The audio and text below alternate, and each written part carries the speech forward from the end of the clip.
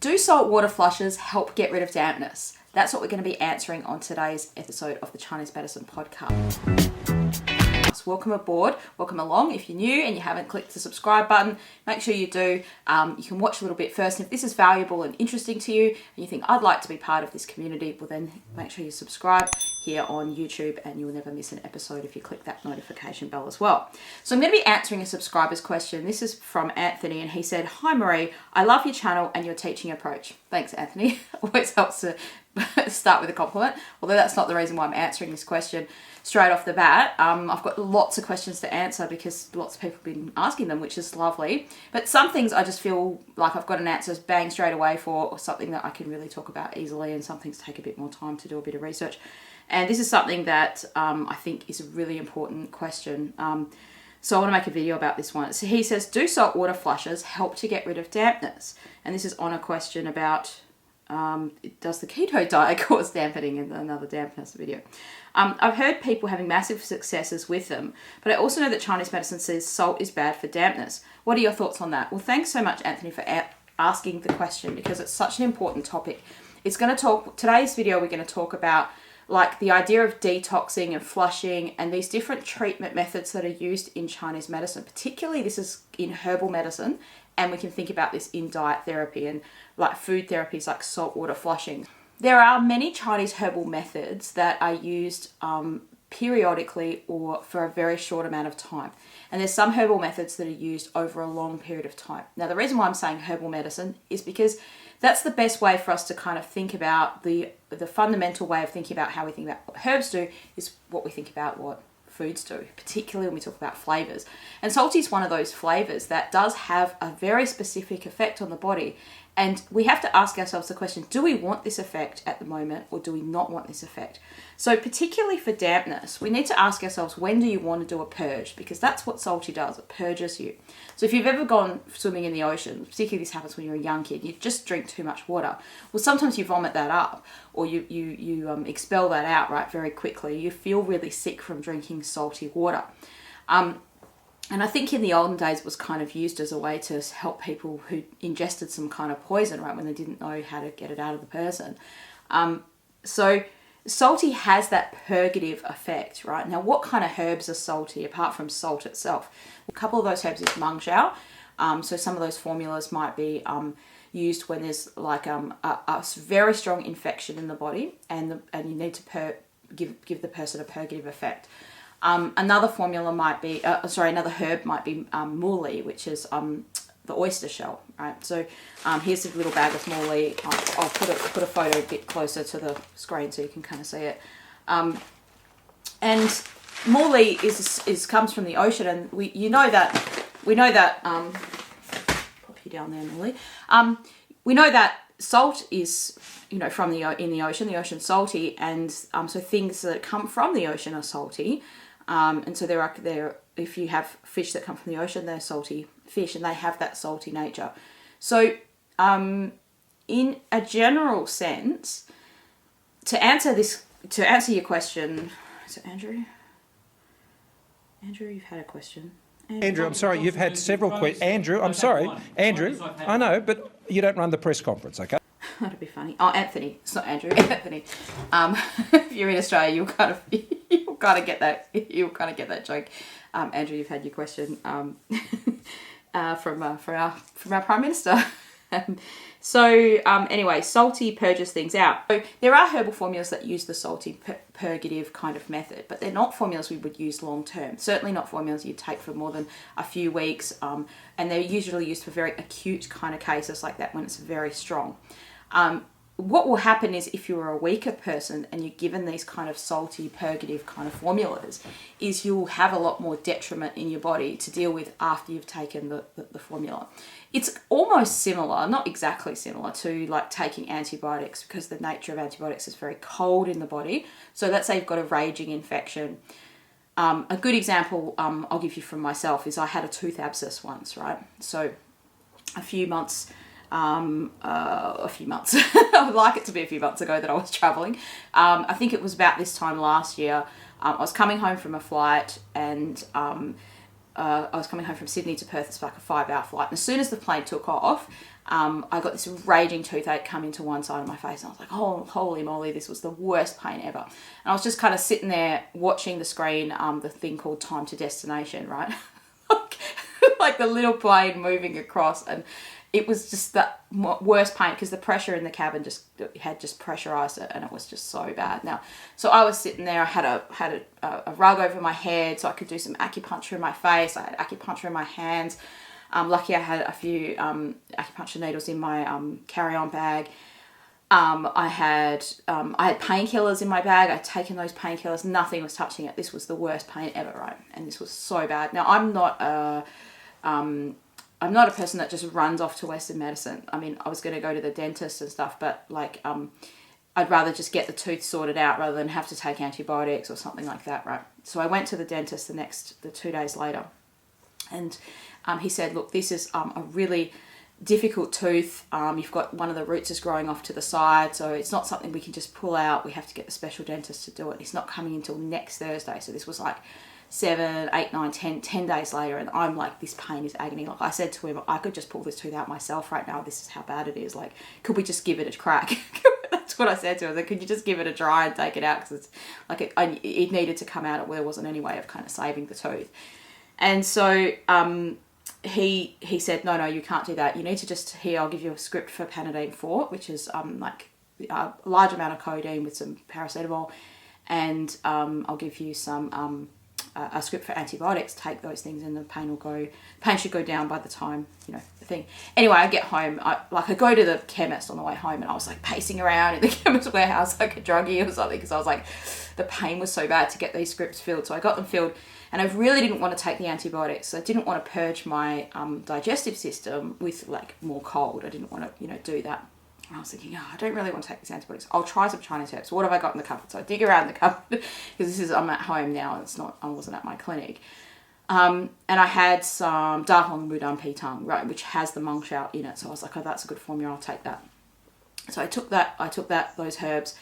And you can taste the salty nature of those herbs, right? And it's a kind of a purgative. So this is the exact time we would use these formulas for this stuff. And sometimes with these formulas, you really probably in that situation, you'd need to take it as a tongue, which means as a boiling up. So in these sort of raw herbs. Now I didn't have any Meng Shao lying around at home, I don't think, on that day. And so I tried the herbs. I took the herbs a couple of times, and I really didn't feel the greatest from taking the herbs, because I just felt worse. I felt like because that purgative effect of taking the herbs like really purges your system, and so you can kind of get like cramps in your abdomen from the nature of what it's doing is it's trying to purge things out of you. Now that's a really extreme example of salty, right? And I remember waking up in the morning like with these horrible cramps, and I was like, the herbs aren't working, and the pain was still there, and it was so bad, and I was like, I'm just going to have to cave and take the antibiotics. I didn't want to get my tooth to get more infected and for some kind of brain infection or something to happen, right? Because it can go up into your sinuses and things like that. So I ended up having to take the antibiotics, and it was like the third time I think in my whole life I've taken antibiotics. So I took the antibiotics, and I was like, right, okay, I'll just do it. And you could really notice a difference, to the point where I could notice when this 5-day script of the antibiotics was wearing off, and I was like counting down the days till I could get into the dentist to see this special dentist surgeon who could take out the tooth. Anyway, so the reason why I'm telling you that story is because that's a situation where Chinese herbs would use a salty purgative formula. And it's very important at that point that you get the right formula. I probably wasn't in the right mind, at sort of 7 p.m. at night, pacing up and down my house, sort of going, the pain's so bad you can't really think for yourself. Sometimes it's hard to prescribe the right herbs to yourself. But also it's you need, like I only had the granules, so I didn't have the boiling up herbs at home to kind of do that. And so that's when you kind of really need that stuff to make sure you get a big dose of it, and a very strong dose of it. Now, in that kind of sense, you'd be drinking this big cup of liquid that would taste very salty and that kind of thing. And so that's an example where you've got a toxic heat. So an abscess, a tooth abscess or any kind of abscess is like toxic heat. And you want to purge that out. Now, you wouldn't stay on that formula forever. You certainly wouldn't stay on it for maybe more than a few days, a week, something like that. And maybe the dose might decrease. And then after you've taken that formula, you'd want to take something else that kind of helps to nourish the center of your body, to re-nourish your spleen and stomach, your earth element, help your digestive organs like your small intestine, your large intestine recover, because salty kind of like washes out your large intestine, right? Which is why you get the runs, you get diarrhea. And like I don't want to gross people out too much, but when I was taking that formula, I was waking up in the middle of the night, like it was feeling like it was going to come out both ends. Was I going to vomit things? Was I going to vomit? Was I going to have the runs? Probably both of those things at one point. And then at the same time, the pain was still there, and I was like, that's why I caved. And I was like, I'm just going to stop taking the herbs and use the antibiotics. That's a situation where the salty flavour is kind of used. That's where it's indicated. And it has a lot of detriment, and there's really not that much benefit in Chinese medicine for using salty as a long-term approach. So the answer to your question would be, how did you get this dampness? Now, there's two kinds of dampness, let's say. One, you could actually think of the abscess as a kind of a dampness, right? In one style of Chinese medicine, they would call that damp heat, toxic heat. And there is damp in there because you've got pus in there, because you've got the creation of pus, and you've got this kind of, it's all kind of accumulated in this one area. Like, so if you had an abscess in, it can happen, in people's breasts or in the chest or in their body, sores and those kinds of things. And then they got a fever from that or something like that, even if they didn't have a fever. But the intense sort of accumulation of that dampened heat is known as toxic heat, or just an abscess situation.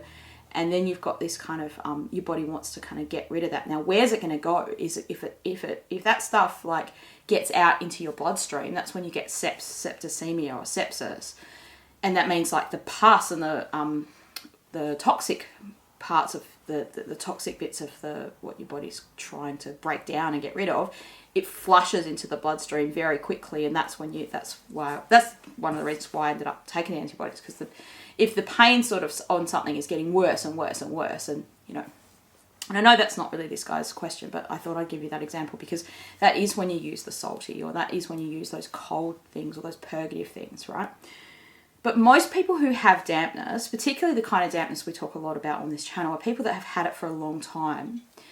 And that means that you've probably got some kind of spleen qi deficiency, or some kind of weak center of your body, like an earth element deficiency, right? So if your digestive system isn't working how it should be working, and you've got loose stools, I'm gassy and unloaded, and that's more like the spleen qi deficiency kind of causing the damp. Now, dampness itself has that foggy headedness, and in a way you can think of dampness as like, well, it's a yin substance, it's not a yang substance, and it's kind of filling up the places where the yang should be able to flow, or the qi should be able to flow smoothly, flow freely, but it can't, because it's kind of clogged up by this cloud, right? So I can understand your idea of like, oh, the salty, if it purges it out, it might purge out the damp. But what else is it purging out? Because you can't drink a salty flush, have a salty flush, or have salty herbs without that, without that detriment. It's going to purge. If it's purging everything, right? Now, there are some formulas in Chinese herbal medicine that use some salty herbs, not the meng xiao, but the other one I'll show you before, the mo li, where that's less purgative of a salty flavour, right? It still does do that. If you take a lot of it, it can be very, very strong, and you'll know about the effects of it. So it can cause your abdomen to be like your intestines to kind of cramp, and then you can get the runs from doing that as well. Or it often causes you to urinate a lot, and that's kind of how it's working in some formulas to kind of open and create that dissension of your urination when that's not happening. And sometimes in those formulas, we might have it sort of equally spaced out with a very strong yang tonic herb. That's a common use of it. So if you're taking a salty flush food therapy, let's say, just flushing yourself out with salty water, then you're not kind of combating it in the same way as you would if you were using salty one salty herb within a formula of other herbs. And a formula that comes to mind is like a formula called Gen Wu Tong, which is using, like, often Muli is added into that formula, but it's not necessarily, it's not strictly, standardly part of that formula. But there's a lot of, there's some damp kind of treating herbs there, let's say, because they kind of help a person who's got a lot of edema, like a lot of fluid retention. And so you could think of that, and a lot of TCM practitioners would kind of classify that fluid retention as dampness, but it's not actually really damp, it's just fluid, like, so the fluid isn't being transformed properly. And that would be a person who's a much weaker person, right? So if really we'd only use the flushing kind of methods, the Meng Shao flushing, the very strong flushing salty herbs, purgative kind of herbs, on patients who are, one, very strong, we'd only use them for a very short amount of time. They'd always be followed up by something to kind of tonify and restore the center of the person, restore that earth element, and make sure that that's all working properly after that's kind of happened. So I think we have to say, if there's any underlying yang or qi deficiency, so that means what's caused the damp to occur, I wouldn't use the salty flushing method. It's just going to purge that person even more. It's going to make them weaker. So if a person has diarrhea, let's say, this would be a good way to kind of think about that. If you have loose stools all the time, they're always on the looser side, and they're hard, it's maybe you've had to work really hard with your diet to kind of get them to be properly formed again. You're probably very susceptible to, maybe especially if you've got food intolerances, or you eat something and you kind of feel easy, get sick from it, get nausea from it, you get you get diarrhea from certain foods or things like that easily, then you have to protect that center of your body and stay away from too many of these purging kind of things, which is why Chinese medicine really shies away from the whole detox thing, like the detoxing drinks, because you can't detox from one thing and not the others. You can't drink a drink that's telling your body to urinate more, to use your bowels more, which people often use for weight loss or things like that, and say, well, body, I want you to keep the nutrients in, but just get rid of the fat. Like, it doesn't work like that. If you're flushing something, there's one message that you're sending to the body, you're opening and you're flushing things out. So I guess what I'm saying is there are times and uses for that. So if you were a person that has had food poisoning, let's say, or like you've been overseas and you've had gastroenteritis or something like that, where like it's a very acute time, like 2 or 3 days, you've had normal bowels most of the time, and then you had had loose stools, that might be a time to kind of use a salty purging formula if that was indicated. Particularly how a Chinese herbalist would know would be checking your pulse, or an acupuncturist would check your pulse.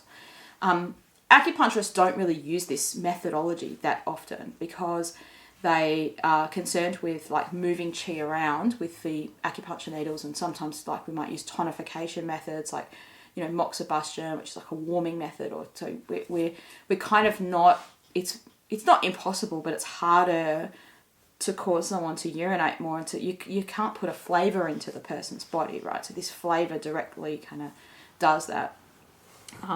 So I'd be very careful with salty purging if it's something, if you've had this damp condition for a long time, and just in a general sense, like you'd probably consult with your Chinese medicine practitioner and maybe look if you're already on some Chinese herbs and those things are working for you, going along with that. Now, if you're taking a flushing formula, like a Meng Shao formula, you certainly wouldn't need to drink salty water flushing as well. Like that'd just be it'd be insane. You'd feel even worse. So yeah, I hope that this video has been useful and helpful to you and answered your questions. And if it has, leave a comment in the comments below. I'd love to hear what your thoughts are. And if you've got a question, please pop it in the comments. I'll do my best to answer it. And I look forward to seeing you again on the next video. Thanks so much for subscribing. Thanks everyone for your support on the channel. Really appreciate that. So great to be up to 2,000 subscribers now. So happy. And so I look forward to seeing you again on the next video soon. Thanks for listening to the Chinese Medicine Podcast. Did you know we're also on TikTok? And you can find shorter videos on Facebook and Instagram that you might like to share with your friends and family. You can also find our podcast on Apple, Spotify, and all places where you listen to audio podcasts. I look forward to seeing you again on the next video soon. Do salt water flushes help to get rid of dampness? Well, that's what we're going to be asking on today's episode of the Chinese Medicine Podcast. I'm going to be answering that question. Welcome to Answering Go again. I might have some. I have something on my shelf here somewhere. Where's that monk shell gone? So a little bit of it. Sample monk shell, where are you? Where are you, sample monk shell? Let's see you hanging around. Hanging around, monk shell. I think it's in a bucket because I don't use it very often. Morley's here somewhere.